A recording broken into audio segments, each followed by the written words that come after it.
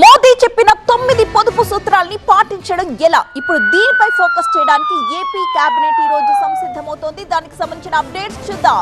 ఇవాళ AP cabinet సమావేశం జరగబోతోంది. ఎస్ఐపిబి సమావేశంలో చర్చించిన 2 లక్షల కోట్ల పెట్టుబడులు ప్రోత్సాహకాలకు ఆమోదం తెలపబోతోంది మంత్రివర్గం.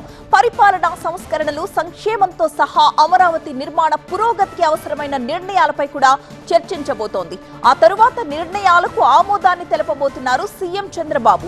ప్రధాని పొదుపు ప్రకటన, పొదుపు చర్యలపై చర్చించబోతోంది కేబినెట్. మంత్రులు కాన్వాయ్ల విషయంలో కూడా జాగ్రత్తలు తీసుకునేలా సీఎం చంద్రబాబు దిశానిర్దేశం చేసే అవకాశం ఉంది. ఇప్పటికే సీఎం, డిప్యూటీ సీఎం తమ కాన్వాయ్లను కుదించుకున్నారు. పొదుపు చర్యలపై సీఎం చంద్రబాబు కీలక ప్రకటన చేసే అవకాశం ఉన్నట్టు తెలుస్తోంది. ప్రధాని ప్రకటనకు కొనసాగింపు నిర్ణయాలు ఉంటాయా? ప్రభుత్వంలో అంతర్గతంగా ఎలా వ్యవహరించాలి, ప్రజలకు ఎటువంటి సూచనలు చేయాలి అనే దానిపై ప్రకటన వెలువడే అవకాశం ఉన్నట్టుగా తెలుస్తోంది.